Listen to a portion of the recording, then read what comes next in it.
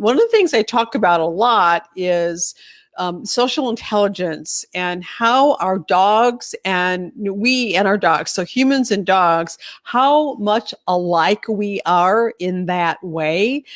And so what that enables us to do is to interact with them and teach them how to be a valued member of our family group in a way that is really natural for both us and dogs.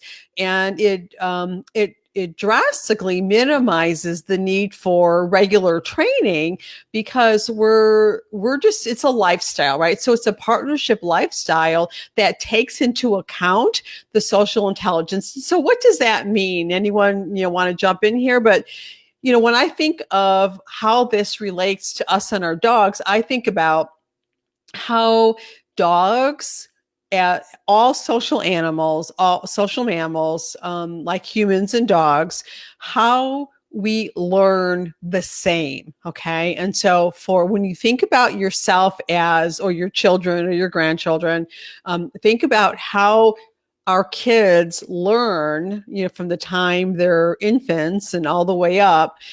They learn a lot of stuff before they even go to school, about life and about how to engage in a family, about, what we do, how we do it, how to speak, how to walk, how to interact with one another, how to eat, how to, carry on a conversation, first how to speak words, then how to actually communicate in a way that the family group members can understand. And then they learn, social boundaries, and they learn how to engage with one another with socially acceptable ways. And as we know, that takes a little bit longer, right? It's not something that happens overnight. But our dogs learn the same way. They learn how to live in a family group. And in our case, it's a human-centric, right? So even though we are different species, it's a human-centric family group, right? And so even though we certainly love our dogs and we take into account their needs, et cetera, which we'll be talking a lot more about in class number 2, which is on Saturday, we're talking a lot about their needs and how to meet their needs and some other really cool stuff. So make sure you join in on Saturday. But okay, so does that make sense? So this is kind of where this is coming from in part.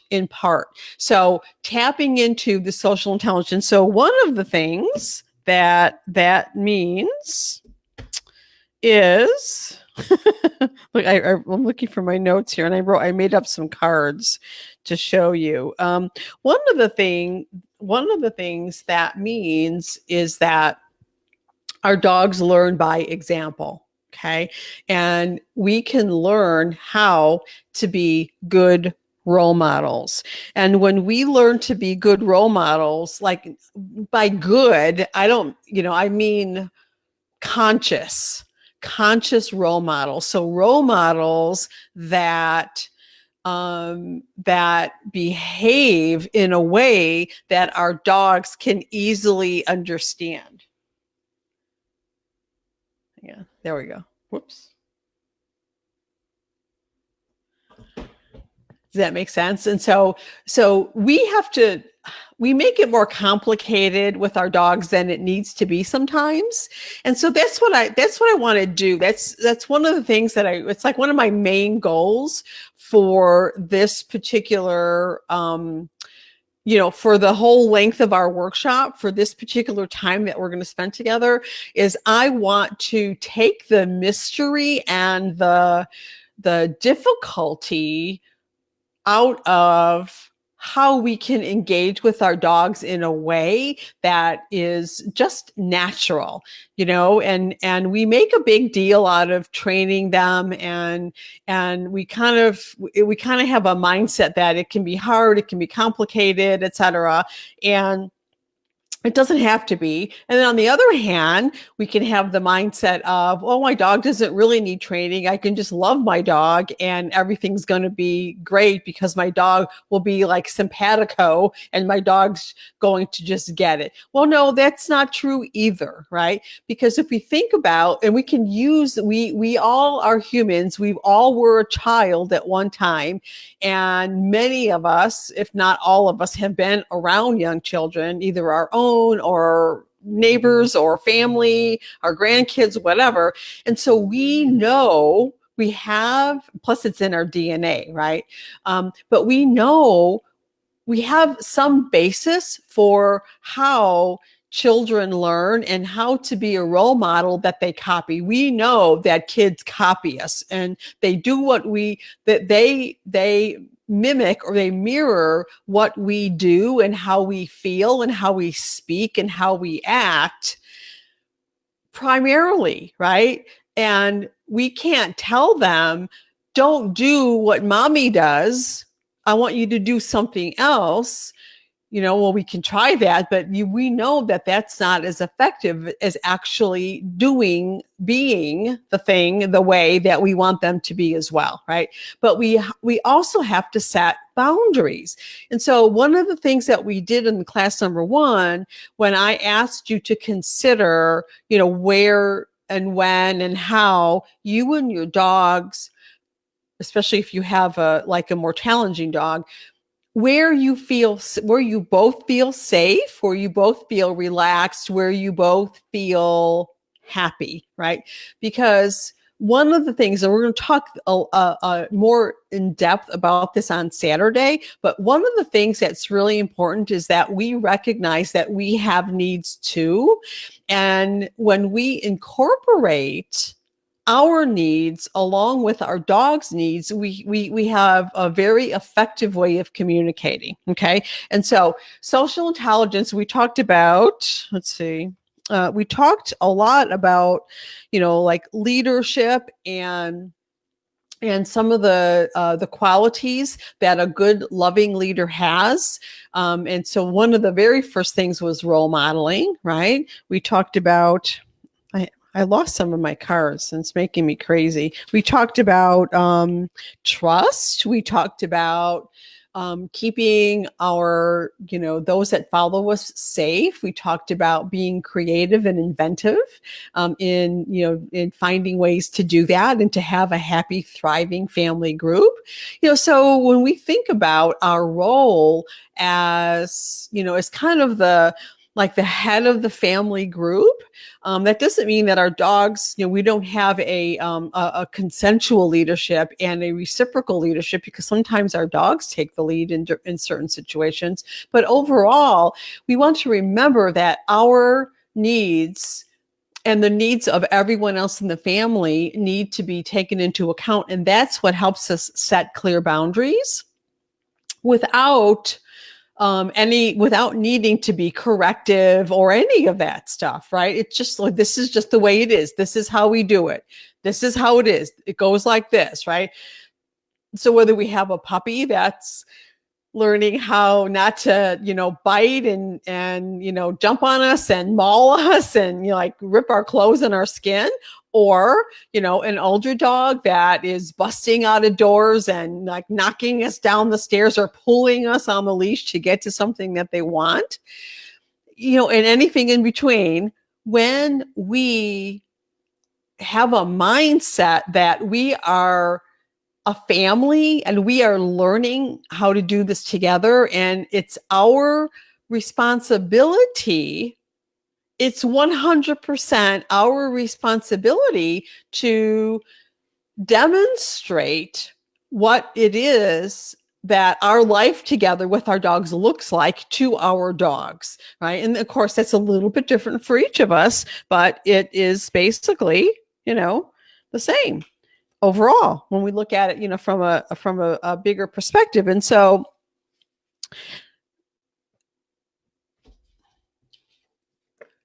some of us have history, right? Some of you guys have history with your dogs. Some of you don't. Some of you just have you either have a lovely partnership with your dog, or you have a brand new puppy and you have no history. But many of you have a history, and it's not been pleasant. You've been through some ups and downs. You have some behavior struggles. You have some circumstances and some places that your dog acts out, and it's difficult to handle. It's difficult to understand. It's difficult to deal with. It's difficult to circumvent. It's difficult, period, right? It makes life challenging. And so when we have that, and maybe, even without taking our dogs out of the picture, maybe we have that as well, right? And so we can get triggered by our dog's inappropriate behavior, and it can trigger some history that we've had in our past, where someone wasn't very nice to us, or someone was a bit of a bully, etc., right? And so we can have an emotional response to that. And so the thing that I think that's been missed, and I've been reading your posts and reading your comments, and that is, a lot of you are saying, my dog and I have a great relationship. My dog loves me. My dog won't take his eyes off me. My dog, we love each other. And that's all true, right? Of course that's true. But then we go on to talk about all the ways, maybe it's just one way, but all the ways that it's not working out so well. And that's where you're struggling. That's where you need some help, right?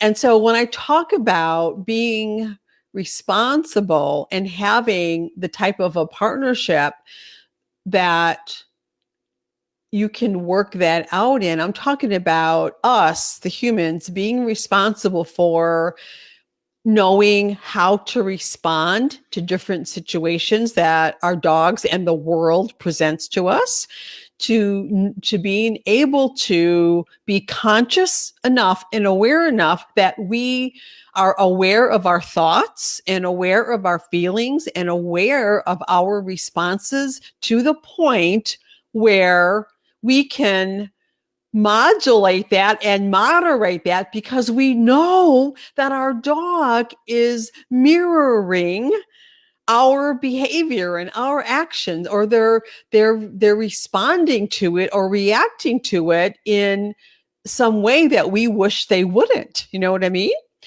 And so that's what I'm talking about when I say that we as the humans need to be responsible, and it's up to us. And because on one level, I know you guys all get that. I mean, you get that. Right? That's just kind of a basic tenet.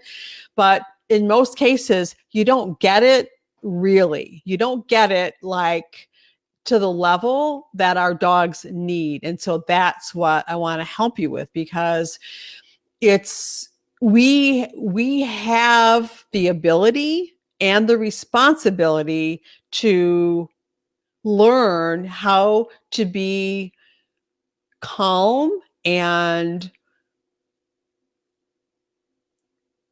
respectful and conscious and present and attentive and responsive to our dogs and to the circumstances that we are in, that we place ourselves in, right? And to not, blame something else, right? Not to blame. I'm putting air quotes because it's maybe not the best word, but it's the word that comes to my mind, right? So like blame, like your dogs, maybe you have a rescue dog or a dog that has issues, right? And so rather than, making excuses for your dog's history or blaming your dog's prior experiences, or like some of us have dogs that had a pretty crappy start in life, right? And rather than, blaming your dog's current behavior on, that mean, bad person that did whatever to your dog, we can take responsibility, because that's all we have to go with. And rather than blaming, the person whose loose dog runs up and gets in your space and gets in your dog's space, we can learn how to be responsible for what to do when that happens. You know what I mean?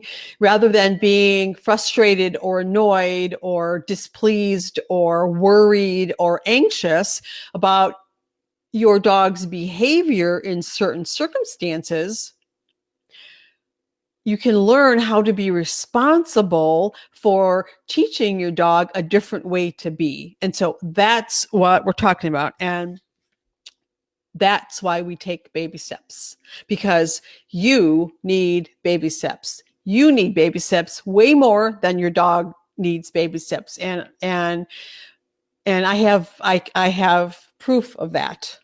I have many years and hundreds of people, my own dogs and people that I've worked with for many years, that prove to me that it's the humans that need the baby steps, because we have to learn how to communicate these things to our dog. We don't know how, and we don't have anything to go by, right? We don't have a lot of role modeling to copy ourselves. Like as a human parent, we have parents, you know what I mean? Our parents and our, grandparents. We have books and we have coaching, we have resources, right? As a dog enthusiast, as a person who shares her life with dogs, what we mostly have is dog training, right? And so we could equate that to child education, right? So our kids go to school or they're homeschooled. That's their training, right?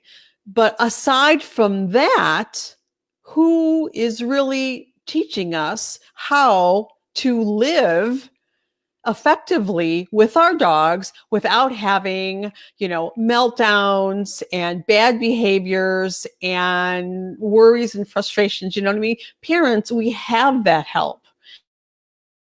We have that lifestyle help, and we have the training, the education piece. We have help there too.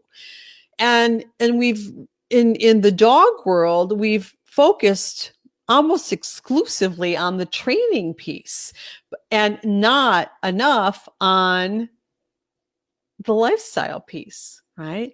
And so just like teachers, if you're a teacher or teachers, or you could imagine being a teacher, you are aware that teachers have a tall order with children who don't have a stable, solid foundation of social skills, right?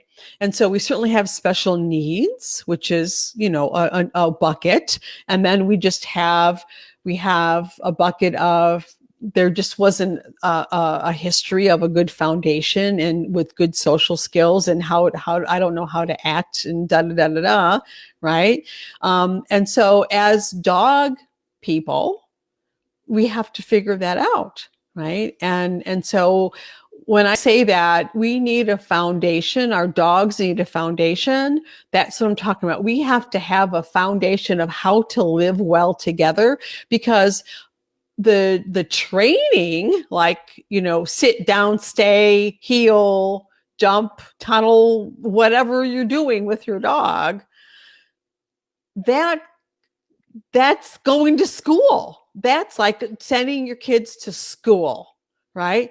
But all the stuff that happens before school needs to be taken care of, right? And so we have a lot of work to do in that regard. And so baby steps, we need baby steps. You need baby steps. So one of the things that I talk about a lot is that we have a comfort zone, right? I mean, our dogs do too, but this mostly applies to us, right? Because if we can get our thinking squared away, and if we can learn how to be a certain way with our dogs, so that we are good role models, we're good loving leaders, and we know how to set clear boundaries without being oppressive or corrective or coercive, right? And to enjoy life together, right? And so when we can do that, now our dogs are going to behave well. And it happens time and time again, fast. It happens faster than you think. Once the human understands how to do this, the dogs just blossom and they come right along.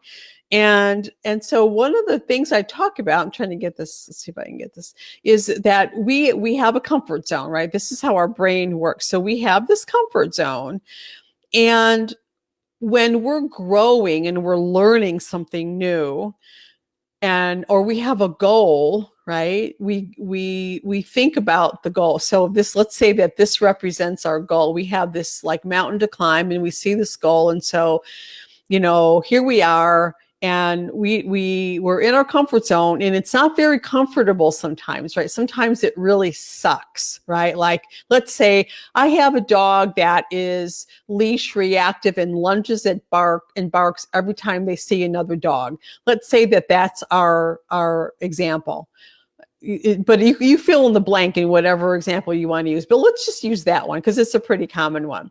So here we are, and right now our comfort zone is uncomfortable, and we know that we want to get up here. We want to be able to go for walks with our dogs without all the drama, right? We just want to live like a regular life, right? We don't want to have to deal with all the drama. And so we see this. So we have our eye on the prize, right? I want to be able to walk my dog, mindfully and happily, and enjoy life with my dog the way I dreamt of having my life with my dog. So this is what we see. But here we are down here. And so our comfort, even though we're uncomfortable here, it's what we know, right? So our brain knows this to be normal. This is our normal, even though it's uncomfortable, right? And so we have the idea, like, hey, we find out about this Kathy Kowalik woman, and she's got some ideas, and I think, oh, well, that sounds kind of interesting. I'm going to try some. I'm going to try some of this stuff and see how it goes. And so what we do is we try to take this giant. I don't know if you could see that the little highlighter there. So we try to take this, I'm trying to do it backwards, this giant leap here. And we end up, we think we can jump ahead, because we try something and it works. Like, great, I'm gonna, take my reactive dog out for a walk because, sometimes he's okay. And I think, and Kathy's given me some great ideas on how to be a great role model, etc. So I'm going to try this. I'm just using this as an example. So we take a big leap, we try something, and we're so far outside of our comfort zone that what happens is that we fall and we tumble all the way back down the hill. And there we are back, worse off than we were before. We're bruised and feeling terrible. And now our comfort zone actually shrinks. It falls back and it shrinks because now we lost confidence. We lost trust. We don't trust ourselves. We don't trust our dog. And we no longer trust anyone else to give me advice. Okay, so that doesn't work. So we don't want to do that. What we want to do instead is take little baby steps. And so the dotted lines represent a series of small baby steps that we can take one after the other after the other. And we expand, and our dogs expand, our partnership expands, our relationship expands, life gets better and better and better and better. And if we do let's say we do go a little bit too far out of our comfort zone, we fall back a little bit, but it's not very far because we're not halfway up the freaking hill. You know what I'm saying? And so we just go back to the next dotted line and we go, whoa, that didn't work. I wonder what will work instead. Let me learn from this and let me go on. And then we just keep doing that. We just keep expanding that one step at a time. And so that is why we need to do baby steps. Okay. We have to do that. And and then we get, what happens is, if we can't take these big giant leaps, right? So here you are, and I get it, right? Here you are, you have this dog that's acting like a crazy person on the end of the leash. It's embarrassing, it's frustrating, it may be dangerous in some cases, right?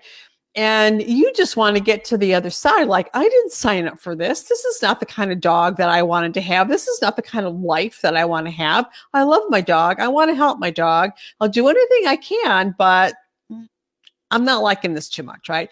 And so we keep measuring where we are, our baby steps that we're taking, against where we want to be.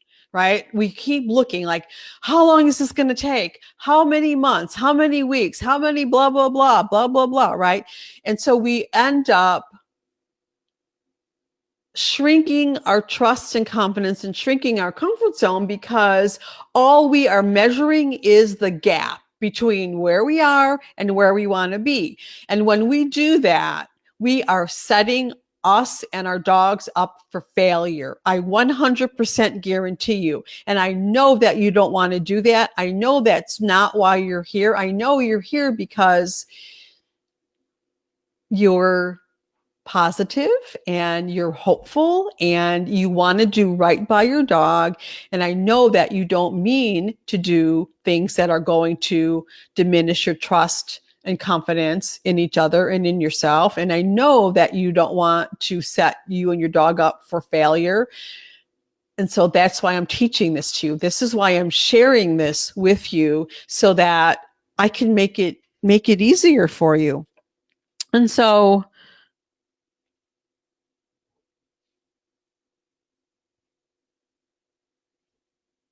let's see here. How many?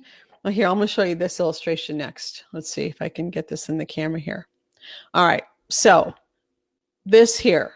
So this cup, let's say that it represents icky bad stuff in our life, in your dog's life. The orange stuff, the orange highlighter, can you see that? Let's say that your dog is over-aroused, really easily over-aroused, chases bikes, cars, I don't know, lunges at dogs, doesn't want people in the house, has a greeting disorder, like jumps all over people, pulls you to go say hi. Oh, he just wants to say hi, but he's, like murdering your arm on the way to do that. All of that, every time one of those incidents happens, this orange stuff here, that is cortisol.